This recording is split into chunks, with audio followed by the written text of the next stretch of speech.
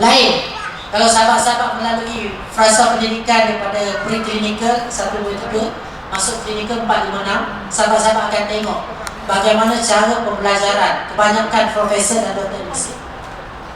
Kalau dia ajar ataupun kalau sahabat-sahabat masuk OA, tengok operation dan sebagainya, di antara pernyataan awal yang doktor akan bagi, kalau sahabat-sahabat belajar tentang suatu penyakit, predisposing factor ataupun etiologi dia, ataupun kita kata apa yang menyebabkan penyakit ini berlaku, kebanyakan penyakit dia akan tulis unknown, tak tahu dari mana penyakit ini datang. Doktor akan sebut sebenarnya inilah kelemahan manusia dibandingkan dengan apa yang Allah Ta'ala ciptakan sesuatu. Ada lagi perkara manusia yang manusia tak tahu. Kadang-kadang kita dah fikir kita ni dah hebat, tak? Kita ini seolah-olah boleh menandingi kuasa Allah Ta'ala. Ini yang berlaku di kalangan kita. Sampai kita boleh menerokan angkasa, lakukan robotik surgery, macam-macam penemuan baru dalam bidang perubatan sekarang ni. Tapi masih ada banyak benda dalam bidang perubatan yang sampai hari ini saintis-saintis tak dapat. Jadi doktor akan cakap inilah kekuasaan Allah Ta'ala yang sampai hari ini kita tak tahu sebab apa penyakit ini berlaku.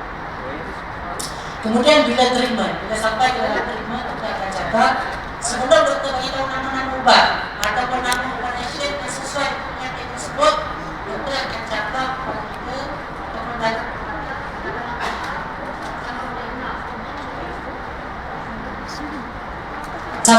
sahabat-sahabat boleh dengar. Doktor akan cakap, biasanya dalam OA, doktor akan cakap, sama-samalah kita berdoa kepada Allah Subhanahu Wa Taala.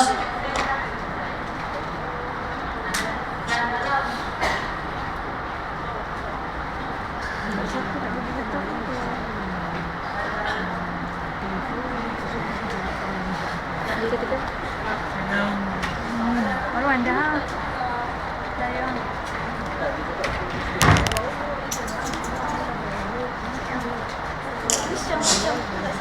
dan dalam pelajaran ataupun dalam kelas, sebelum doktor beritahu nama-nama ubat dan sebagainya, doktor akan sebut, doktor akan bagi peringatan kepada kita yang kamu kena ingat.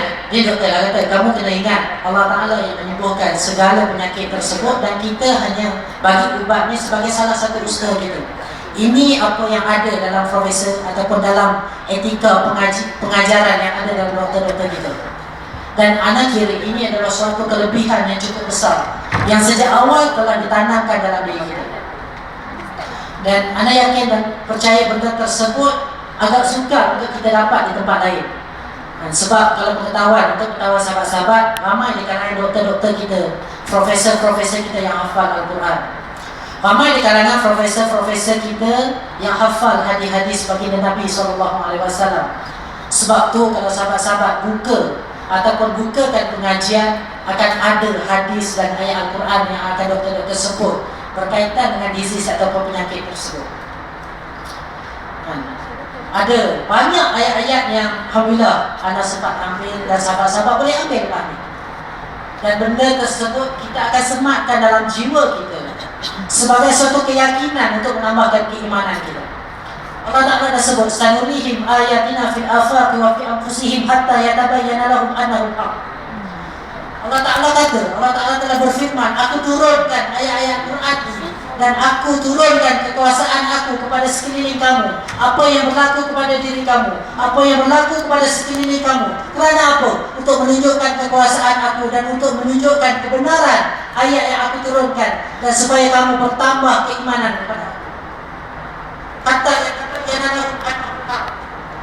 Supaya kita bertambah keimanan kita kepada Allah Subhanahu Wa Taala yang firman-firman ataupun ayat yang Allah Taala turunkan dalam Al-Quran selari dan sebiji telah dibuktikan melalui penemuan secara saintifik dalam Al-Quran. Ini di antara benda yang kita kena ambil.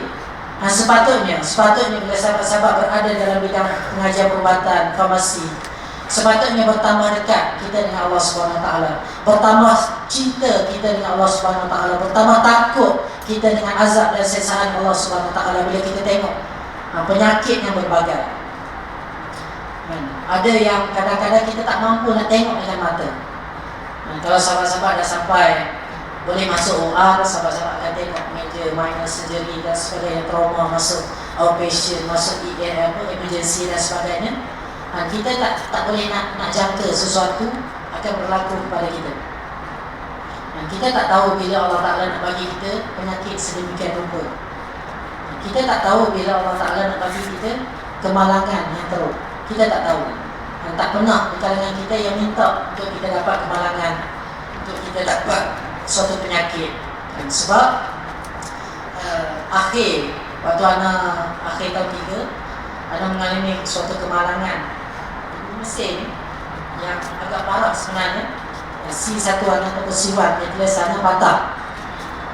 3 bulan anak terlantar di hospital di sini, di Betuang.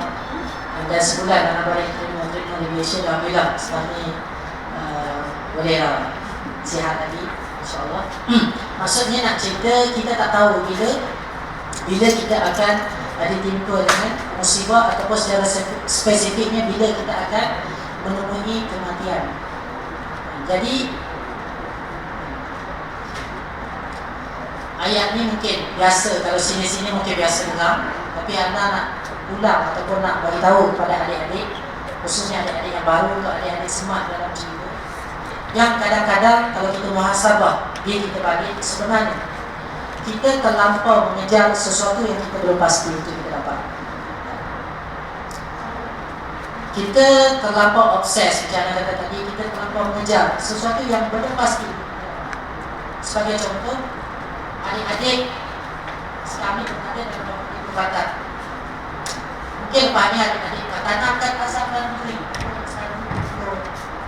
aku nak dapat pemutar, aku nak fikir dah hal lain, aku nak study, nampak apa lah, nampak konten, nak ngaji kitab, nak ngaji apa, ikut apa, aku nak study semua untuk jadi seorang doktor yang baik. Tapi persoalan dia, adakah anda yakin 6 tahun lagi anda akan keluar sebagai seorang doktor? Sebab segala telah membuktikan pesanan berapa ramai yang drop, ramai yang drop. Ada yang sampai tahun 4, ada yang sampai tahun 2 tak boleh pergi drop, ada yang sambung penguruan, ada yang sambung biotech, ada yang sambung engineering, ada yang sambung IT dan sebagainya. Dan best sahabat-sahabat boleh tanya, ramai yang drop. Maksud dia, kita tak boleh yakin ataupun kita tak boleh pasti yang kita akan jadi doktor. Ana pun dalam sebulan pun lagi insyaAllah akan dapat degree, kita pegang degree MBBCH. Ana pun tak boleh yakin yang anda akan jadi seorang.